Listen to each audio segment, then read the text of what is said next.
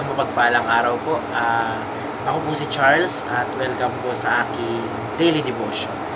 Sa araw po na ito, atin pong tatalakayin ang talatang Psalm chapter 90 verse 12.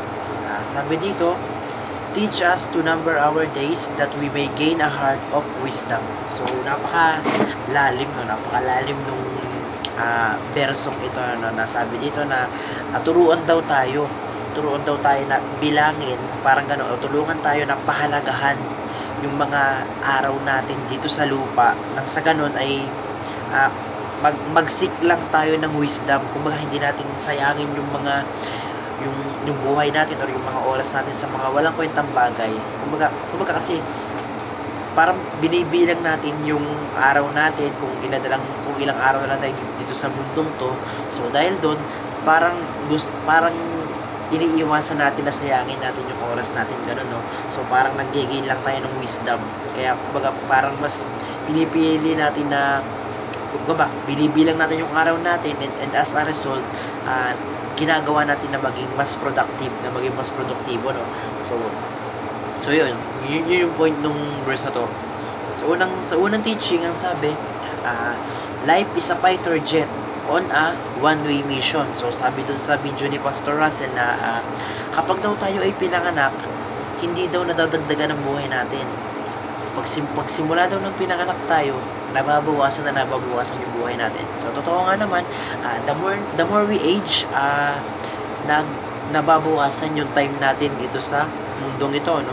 So ayun, kumbaga life is a fighter jet on a one-way mission. So ang buhay daw natin, kumbaga para daw tayong jet na may isang mission. Kumbaga, di ba ang jet may gas? So kapag naubos na yung gas nun, wala nang refill, wala nang gas ulit. Kumbaga, yun na yun. Pag naubos na yung gas mo, yun na yun. So kumbaga, para tayong jet na meron tayong mission sa buhay. Pero limited yung gas, limited yung time natin sa mundo. May mission tayo sa mundo, may binigay na mission, kung ano mang binigay sa atin ng Lord na mission, yun na nga, siguro yung paggawa ng mabuti, ganon, or yung ganon nga. Although meron tayong mission na binigay niya, limited lang yung oras natin, limited lang yung gas natin, parang ganon. So matapos natin yung mission natin o sa hindi, pag naubos na yung gas, pag naubos na yung buhay natin, pag dumating na yung oras natin, wala tayong magagawa. So yun, no? So sa buhay, magawa mo yung gusto mo o sa hindi, pag oras mo na. Pag ubos na yung gas mo, ubos na yung gas mo. So yun yung pinaka-point, no? Sa pangalawang teaching, wisdom is living each moment for God. So ano nga ba yung wisdom? Paano nga ba ma-acquire yung wisdom?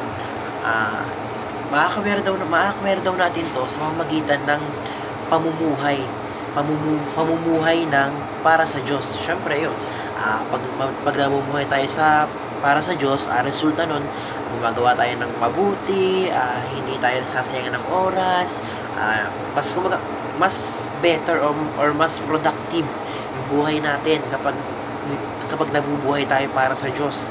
As a result, ayun, nag-gain tayo ng wisdom, nag-gain tayo ng iba't ibang kaalaman. So sa ikatlong teaching, ang sabi, we waste so much time without realizing it. So yun, sa buhay daw ay nagsasayang tayo ng oras nang hindi natin nare-realize, nang hindi tayo aware. So yung ginagawa natin sa araw-araw na cellphone, scroll, kumbaga ano yun eh, kumbaga kung iipunin mo yung oras or yung mga time na nag-scroll tayo or naglaro na kung ano-ano man, ganon. Kung iipunin mo, parang napakalaking bagay na yun eh. Pero yun, nagagawa natin nang hindi natin nare-realize. Nagagawa natin nang hindi tayo aware. Unconscious tayo, no? So, ngayon, we waste so much time without realizing it. So, sa unang application, ang sabi, spend all our fuel on our God-given mission. So, ayun, spend daw yung fuel natin.